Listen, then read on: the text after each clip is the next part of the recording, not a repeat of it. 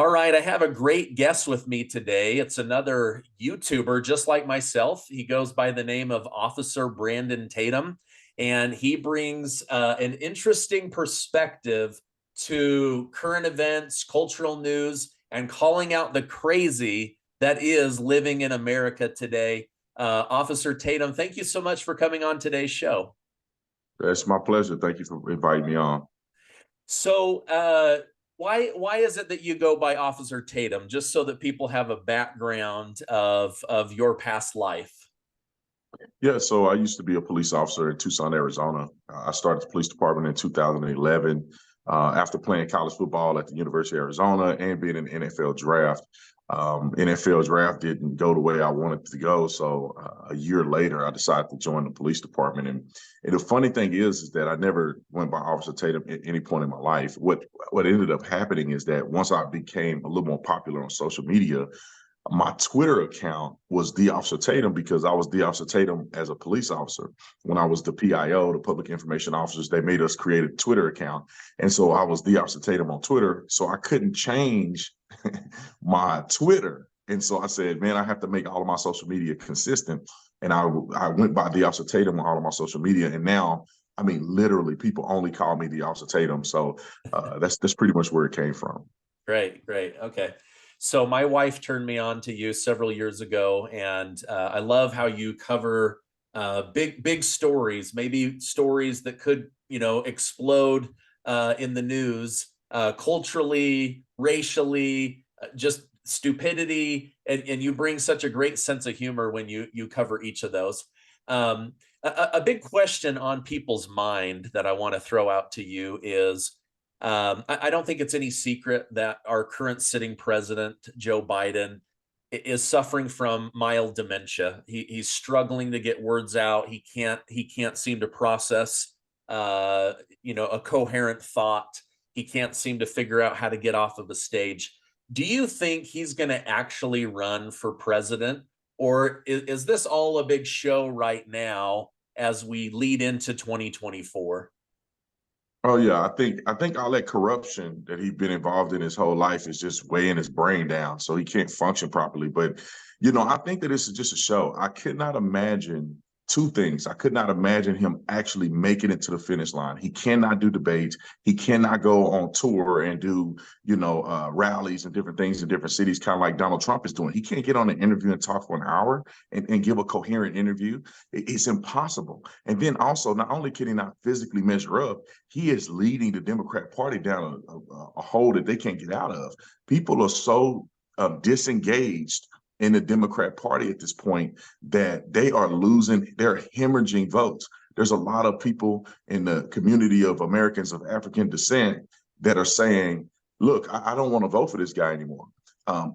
The Bidenomics, what people are referring to is the economic situation that they're in because of Joe Biden. People are feeling the pressure and they don't want to continue down this path where they're going. So they are going to have to make a drastic change for those two reasons, his inability to have the endurance, and then also the type of environment that people are living in today that they need to get out of. Yeah. Who do you think that they might put forward? Gavin Newsom of California swears up and down that he supports Biden all the way through. There's rumors, that they're going to stick with Kamala Harris. She's their best bet. There's also rumors that they're going to parachute Michelle Obama in. Have you given any thought to that topic? Yeah, I think about it all the time. I'm not really sure. Some of it sounds more like a conspiracy than reality, and some of it could be plausible.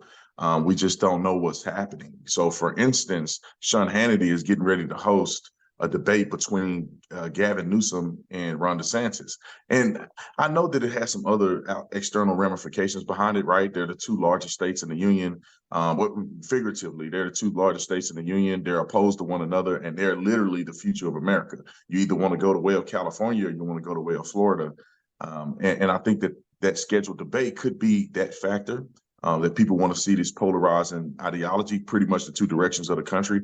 Or this could be an indication that your Gavin Newsom, I call him Gavin Newsom, is attempting to showcase himself to run for the president of the United States of America. And it's not somehow a mystery that people say, I'm not running, I'm not running, I'm not running, but they have all intentions to run. So I think this is no different in that scenario. Yeah. Okay. Um, the Biden administration is doing some wacky things, and I can't fully wrap my head around it. But why do you think they are putting higher attention, dollars, and assistance towards illegal immigrants rather than our hardworking seniors, the Black community, Hawaii, fatherless homes, impoverished communities, drug-filled communities? It just seems like the group getting the most money and attention are the people that aren't even legally allowed to be in our country. What I think Biden is trying to do is they're trying to create a new voting bloc because they're only concerned about power. They're not really concerned about the people. This is just my opinion, and I'm trying not to be superfluous, but they are literally trying to create a new voting bloc. And so if they can get all these illegal aliens into this country by the millions, and once they get them into the country, then they can give them amnesty, mass amnesty. Who do you think they're going to vote for? They're going to vote for the Democrats, and because they know they're losing the Black vote. They know America is disenchanted about feel disenfranchised about what they're doing.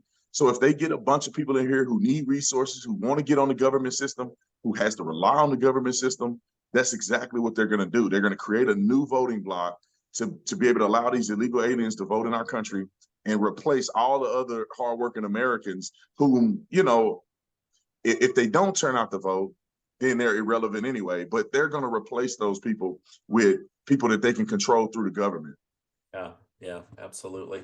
They say, we're not allowing these people into the country so that they'll vote for us, even though we're giving them $2,200 a month, a free cell phone, health care, a posh hotel, 3 meals a day, legal, covering all your legal fees. I mean, they're getting more money than people on Social Security, and yet we're supposed to believe that this isn't to dangle the carrot down a particular political ideology. But then on top of that, you have all these Democrat cities that are now saying we need to give these people voting rights, a driver's license, and put them to work. I mean, it's like they say one thing and then they do the exact thing that the conspiracy people think that they're trying to do. It's insanity. Yeah, because they think that people are dumb enough to believe this, right? There are people in our country that are dumb enough to believe this. People that are watching this, everybody's watching this is smart and we get it. But your neighbor don't get it, right? They are saying things enough to create a talking point to brainwash the populace that this is what we're talking about, but yet they do the opposite. And then sometimes they say front facing that we're not doing that. And then behind the scenes, they're sneaking it through. And people are too distracted by sporting events. People are too distracted by controversy to really see what they're doing. It is not, I always say this, Stevie Wonder can see that they have a methodology to their madness. There is no, reason whatsoever on planet Earth that they are allowing this many illegal aliens in our country. We have no idea how many people are terrorists. We have no idea what these people have done in these other countries. We really have no idea what kind of diseases people may have. And they're allowing millions of people to come into our country. And the people in this country are frustrated. You see it in Chicago, you see it in New York. People are like, don't bring these people to our neighborhoods. They're running down the neighborhood. They're creating chaos in our community. They're stealing. They're doing all of these things. And the Democrats are saying, just hush for a minute, because once we get them amnesty, once we give them the right to vote, we are going to create them as a voting bloc that's dedicated to the Democrat Party like they did Black people in this country. They gave them government assistance. They became, you don't need a father in the home. The government is your father. You don't need God anymore. The government is your God. And it's the same thing they're going to do for these illegal aliens. You don't need to work.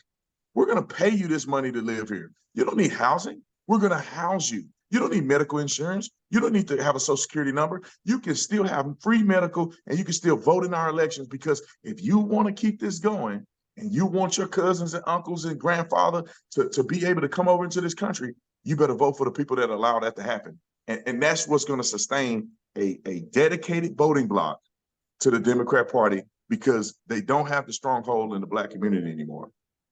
Interesting. We have the GOP debate coming up. I believe 7 people made all the criteria the GOP has to get on the debate stage.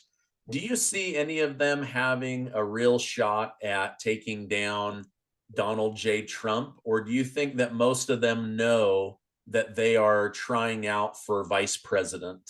What are your Oh, thoughts? yeah, I don't think any of them have a chance whatsoever. I mean, they're either hoping that Donald Trump dies or goes to prison for life because they have no chance outside of that. And I think many of them embrace that, right? I think Vivek Ramaswamy embraces the fact that, hey, I'm probably not going to be the president. I think even Larry Elder embraces the fact, I don't know if Larry made the debate, but I know that he's a candidate that embraced the fact that, hey, I understand what it is. I understand the landscape. I'll be the next best option. Or if somehow I have an opportunity in the cabinet or as vice president, then I'll take that opportunity in stride. So I don't think anybody has the momentum that Donald Trump has. I don't think that they have the grit. And I feel like Donald Trump has placed his staple on the country so much so that people want to see him have a second chance at it. It's like any football game, right? You see your favorite team, feel like they got cheated out of a victory because the referee threw a fake and then they have a chance for a rematch. I mean, everybody's down to see that rematch. And that's what Donald Trump is offering the country. And also the level of boldness. Do I think that I would like to see a different candidate? Yes, I think I would like to see a different candidate, but that candidate doesn't exist. There's nobody that can get across the finish line like Donald Trump, and the revenge that America wants from these leftist lunatics, it appears that it can only come through somebody like Donald Trump.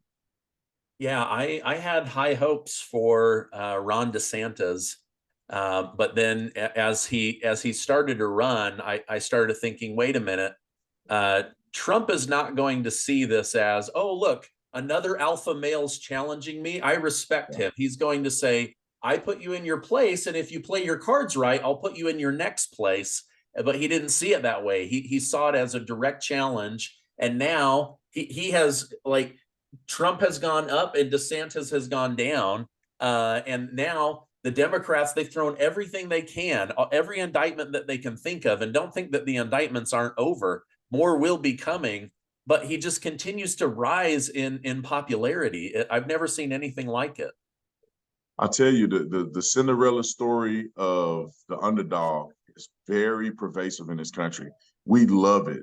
The movies display it.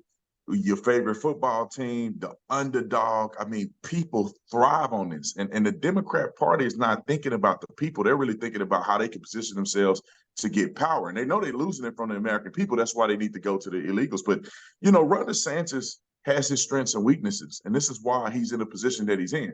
Can the man govern? Yes. Can he be an incredible president? Yes. Can he campaign? No.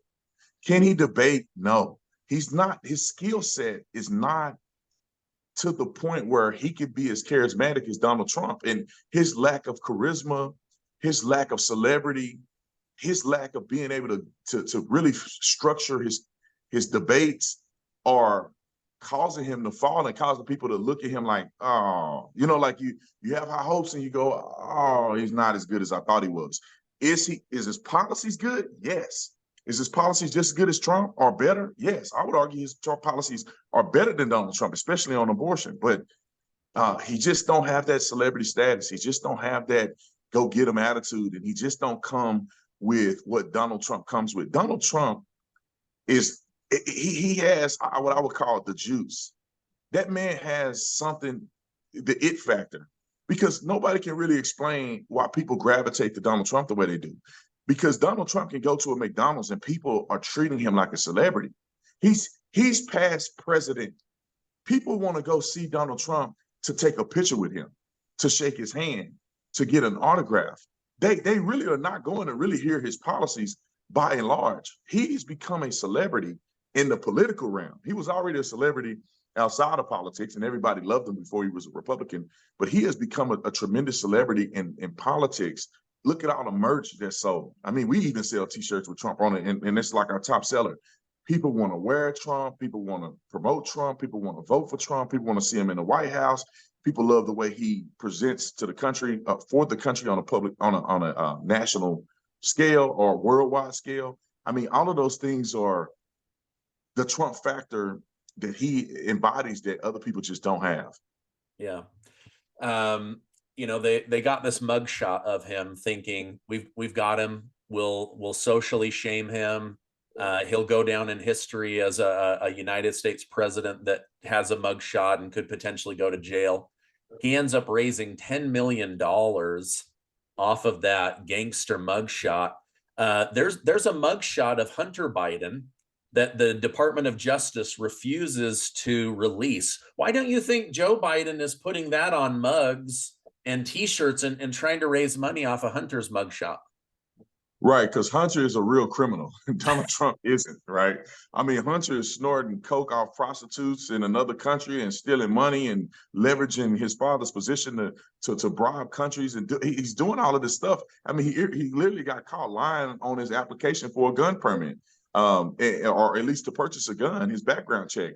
So the guy's a legit criminal. He legitimately pled guilty to certain things. He won a plea deal. Donald Trump is being, I mean, for the public, they believe he's being framed. They believe that he is like being attacked by the big government system. And this country is built on FU. I mean, I'm just being honest. It built on FU to the big man. Because when we, gained our freedom in 1776, it was a big FU. It's a big no taxation without representation. Screw y'all. We'll do it on our own. We the people.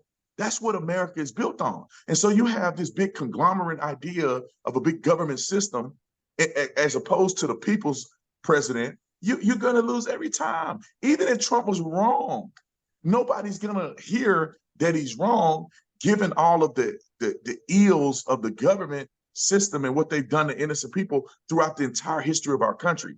And so the more they attack Donald Trump, the more that people feel personally attacked by them. And it doesn't matter if he's wrong. I'm telling you, it doesn't matter if he's guilty.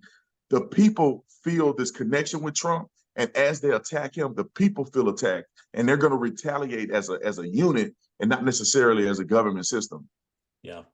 Yeah, it's interesting because a lot of my family are Democrats, and they don't like Donald Trump. But when they started seeing what the Department of Justice was doing, they were like, "Ooh, God, this looks really bad. This looks like going after your top political enemy. Like Putin locks up the guy running against Putin, not America, And so it's been really interesting to see that reaction in my family.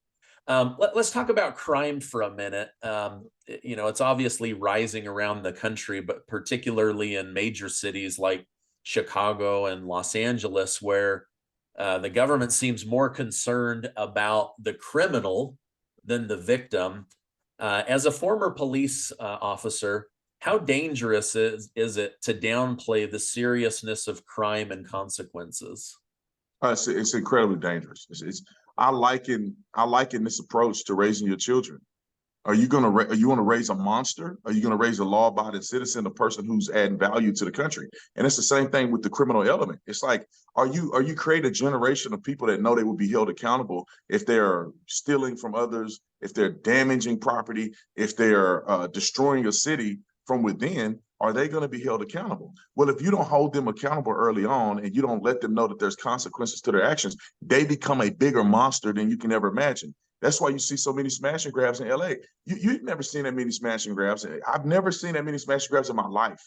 And that's because they know the government puts it out on the internet that, look, if you don't steal more than, if you don't get caught with more than $1,000 in your possession or so, we won't even charge you. You get a slap on the wrist and walk away.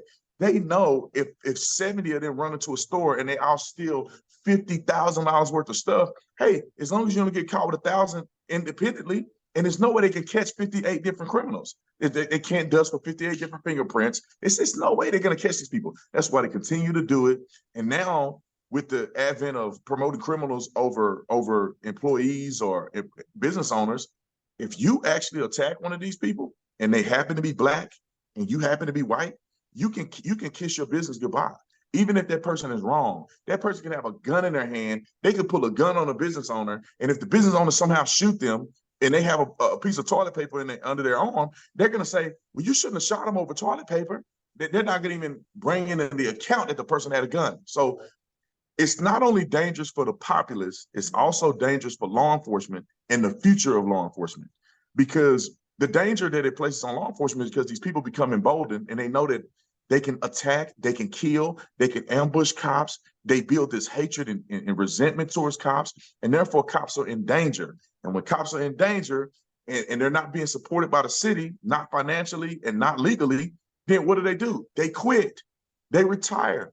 The attrition that these agencies are seeing are record breaking. I mean, and then not only are you struggling with the attrition that happens and non-replacement, the good quality people in our society that were built to serve, that were born to serve, that take pride in serving their community will never apply for policing. The only thing you're going to get is the bottom of the barrel. The people that may want to enter into the police department because they want power, people that enter just because they want a paycheck, people that enter just because they want status, not the top tier quality people that have degrees, that want to be in policing, that have a lifelong dream of policing, that have the skill set to communicate. All of those things, you're going to lose those people because of these feckless virtue signaling policies. Yeah. I don't know if you saw this, I'm sure you did, but there were two teen boys in California behind the wheel of the car, see a older guy riding his bike. I don't know whether they knew he was a retired police officer or not, but either way, they decide, let's ram him in the back with the car because it would be funny. And they're giggling and laughing as they smash into this old man. And they get arrested. The gentleman dies, and the boys say, "We'll be out in a week. You watch." I mean, there's no fear of consequences, even with killing somebody with your car. I don't know if you saw that story or not. Oh yeah, I saw that story. It was horrifying. I mean, who's raising these boys that you think it's funny to run somebody over with a car? You know, who raising these boys? And that's the second cyclist they hit that day. They hit another one. Thank God he lived. They rammed a car and then they hit the second cyclist. I mean, I think if they hadn't hit him that hard and probably damaged the car and killed him, they probably would have hit several more people. So, I mean, you got to think it's twofold here. Somebody's raising these boys like this. And I would argue that it's probably not a father in the home. There's probably not good male leadership in their lives that these young boys are spending their weekend or whenever they were driving around stealing vehicles. I mean, they stole like 7 cars, I think, that same day. So they're going around stealing vehicles instead of taking their rear end to get a job somewhere and work hard like everybody else. So you got a fatherless issue, in my opinion, or feckless fathers that are out here raising these monsters, or the lack thereof. They're not raising these boys in the first place. And then, you know, it doesn't matter if it's true or not. They clearly have the illusion that they're going to only be in there for a week or overnight after murdering people. So, like I'm saying, it's not just the rhetoric in its application in reality. It's the mindset that it creates in people, whether it's true or not, that we are not going to be held accountable. If we are black and brown in this country, we somehow have leverage enough to escape prosecution because this white racist, white supremacist country that we live in is systemically racist towards us. We're going to get a free pass to get out. And I honestly believe that they probably won't. I mean, maybe because it's a big deal. I mean, it has been made into a big deal. They probably get the book thrown at them. I hope to God they do. I hope they get put to death for what they did. But in reality, this won't make the news more than Jordan Neely in the subway. You got Jordan Neely in the subway. Daniel Penny, a Marine, I think he was a Marine. He was a military serviceman. And this guy's threatening to murder people. He's threatening to kill people. And all they did was restrain him. Unfortunately, he died. That made more news. More politicians came out, gave speeches. People are crying in the middle of the streets. They want justice, no peace. Daniel Penny ended up getting indicted. And they won't even cover these black boys, I think black and Hispanic, these black and brown bodies going around intentionally running people down. They didn't run people down in the black community. They're running people down it looked like in a community where it was white people. And the man that they hit and killed was white. But they don't want to look into the fact that this could have been racially motivated. I mean, this is why they're emboldened, because the media and because the way the court system works, they're going to be slapped on the wrist, in most cases. Yeah, yeah. Let's talk about guns for a minute. I know you would have covered this. Down in New Mexico, the governor tries to ban and block certain firearms in order to lower crime. How does taking away a good person that's responsible with the guns, Second Amendment rights, how does that stop criminals? It doesn't make any sense to my brain. Yeah, because you're an intelligent person, and anybody with a connected brainstem should understand that this has nothing to do with protecting people. This has everything to do with power and leverage and trying to see how far they can go to violate your constitutional rights when it comes to the Second Amendment. Because all you got to do is look at it just as a reasonable person. You say, okay, they're going to ban the open carry and concealed carry of law-abiding, everybody. So that there's criminals and there's law-abiding citizens. The caveat to that is that that's not only what that emergency order allowed her to do. It also allowed them to do checks on all the gun stores around the entire state to check their compliance, and for them to have to record the ethnicity, the race, the gun caliber of all the shootings that occurred. So that they're going to have these special abilities to do all of this behind the scenes investigating that they want to do. It has nothing to do with whether or not you're carrying a gun. Let's put this in perspective as well. Now, just say that you're a person who carry concealed anyway. What are the chances that a police officer, which police officers in a stacked department is only 1 or 2 police officers per every 1,000 people. So what is the chance that a cop is going to somehow have a radar gun and see you with a gun underneath your shirt? It's not going to happen. There's not enough police officers out there to even enforce the law. And so most people could continue to conceal carry. Most people can continue to open carry, and there's not enough cops to even monitor it. And so it's doing nothing. And then also, what was the penalty? You could potentially pay like a $5,000 fine or something of that nature if you're caught violating this temporary emergency order. Now, if you're a criminal, are you going to think to yourself, you know what? I was going to go rob that guy, but I'm not going to rob him anymore because Grisham said that I'm going to have to pay a $5,000 fine. I was going to commit robbery and murder, which is a felony crime that'll put me in life in prison. But you know what? This is going to be a lot more harsh on me. $5,000 fine. That's not going to happen, man. If you're willing to commit murder, you can break a law that you have to pay a $5,000 fine, and you may not even have to pay it because it's unconstitutional to enforce in the first place. So these people, and I'm not the smartest tool in the tool shed, man, but it's common sense. This is not going to stop anything. It's like all of the gun legislation that they try to impose. The places that have the strictest gun laws are the places that have the most gun violence. And the reason why is because law-abiding citizens are the ones who are only applying to the law. The thugs don't care. They rolling around convicted felons with stolen guns. They're prohibited possessors. They're not supposed to have a gun in the first place. They don't give a flying flip.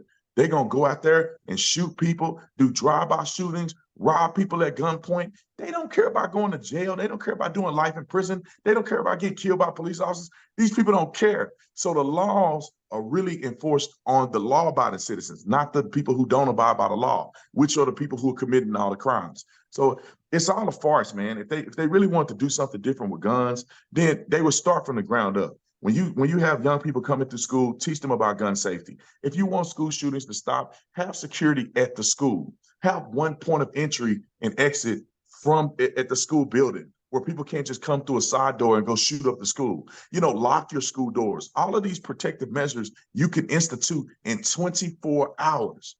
Banning all AR-15s will never happen. I want you to hear me clearly, and everybody's watching.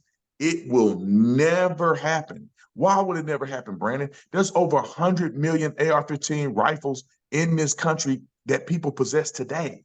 And if you were to say, turn in your guns, who's going to do it? Who's going to comply? Who's going to turn a $3,500 AR-15 in for $50 gift card to Macy's? No, nobody's going to do that. It's impossible. The criminal's definitely not going to do it. Some convicted felon that's like, hey, I'm going to do life in prison because this is my third strike if I get caught with a firearm. But you know what? I'm going to do what's right for the community. I'm going to go turn my gun into the police station right down the street and go to prison for the rest of my life. No, they're not going to do that. They're gonna know that you dumb enough to give your gun up, so they're gonna come rob you the next day. And I'll say this, let me add this because people don't ever think about this, but we've seen it happen. The moment you put a bill through Congress to ban AR-15s, you're going to have the most sales of AR-15s in United States history every year combined. People are going to panic, think their rights are going to be taken away, and they're going to go buy every gun in a gun store. I saw it happen in 2020 when COVID was happening and people were, they were talking about banning guns. People were robbing people. I went to the gun store. There was people in there, and I saw with my own eyes, and I think it was a shame to a certain degree, this particular gun store. But I saw a lady in there saying, "How do I use it?"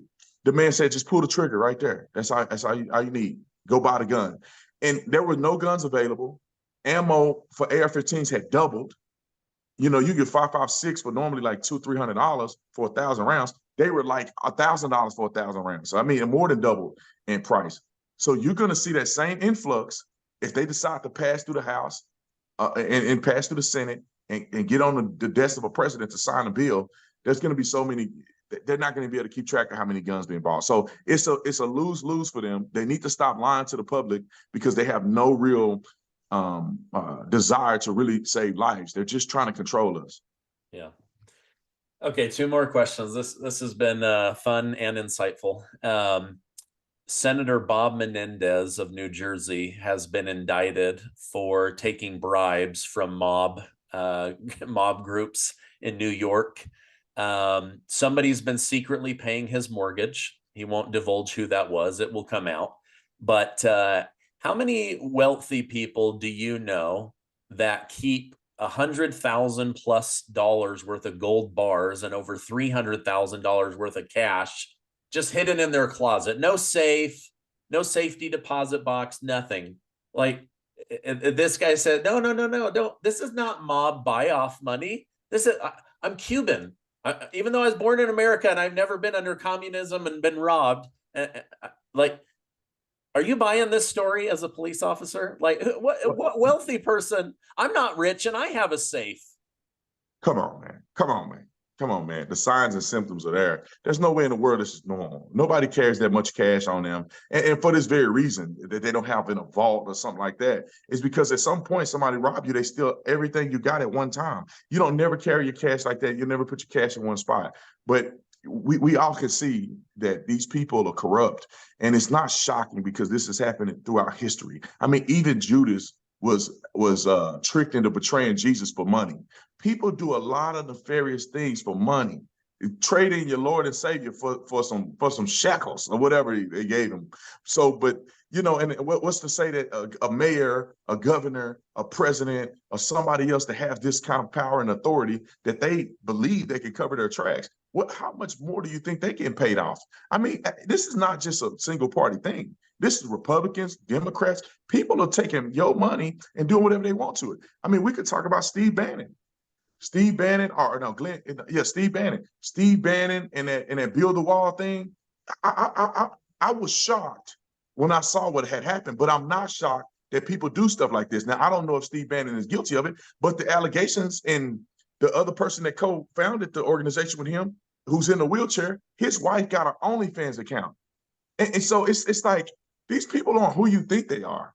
And when money is put into play, people will do some of the craziest things to make a grip of money. Even if they sell you NFTs, even if they doing this and doing that, they're going to make money off of you. And I would argue this too, and I'm not trying to bash Donald Trump, but why do you think they created Truth Social?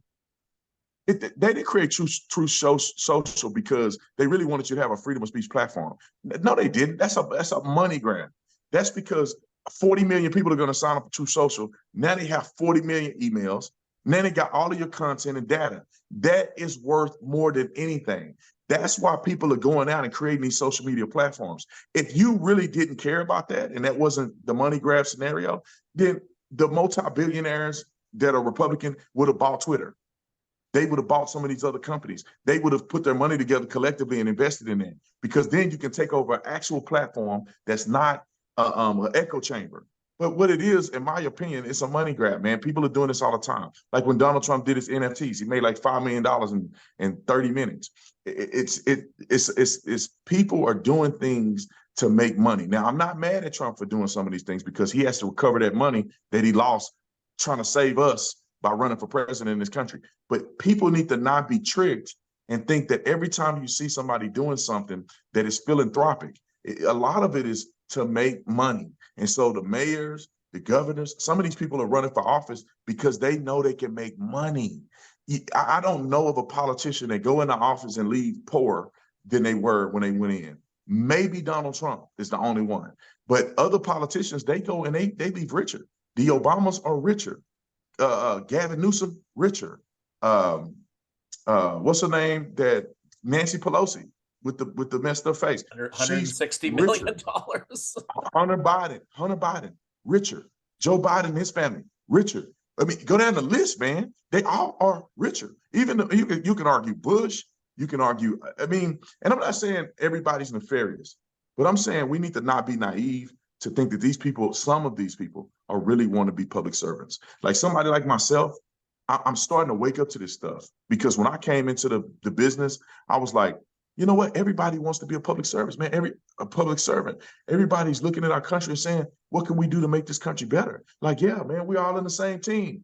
And then I go to CPAC and I go to the conferences and people are doing nasty stuff in the hotel rooms. This person is sleeping with this person. This person is, you're like, this politician want to go to Vegas to a strip club. And you're like, well, wait a minute. Well, I thought you was a Christian. And you realize that most of these people are not doing it with the right intentions. Some select people really have a heart for this, and they really are dedicated to public service. They really want to see the country do better. They really will not take a bribe. They really will do the right thing when nobody's watching. I mean, even I want to bring up Laura Boebert just real quick. I mean, just look at that scenario. I mean, you have a woman here that's preaching conservative values, Christian values, and she's on a date at a concert or a play Beetlejuice, where she think nobody's watching her, and she's letting a man who's not her husband rub on her breast and sexualize her in the theater. And she's not only doing that, she's vaping, she's being loud and obnoxious. She leaves the concert, she's giving the middle finger, and not one time has she taken full responsibility for what happened. She goes on to Jesse Waters' show, she goes on these other shows, and they don't even talk about her with her breast hanging out and the dude got her hand all on her breast. They don't talk about that whole thing. They act like it never happened. You know, these people, in my opinion, some of them are not who you think they are. But are they better than the Democrats? I would argue Lauren Boebert is better than any Democrat in Colorado whatsoever. So would I not vote for her? No, I would vote for her in Colorado. I just know who she is. And these people don't really have integrity like you think they would. If she'd have never got caught, she'd have never apologized. And if there'd never been a video, she lied to us and told us that she wasn't vaping. If there wasn't a video, she would have kept the lie up and said, I wasn't vaping. I just got kicked out for having a good time. No, homeboy and you would have probably had sex in there if they wouldn't have caught y'all or they wouldn't have kicked you out. So I'm just giving it an example of like, let's not be naive.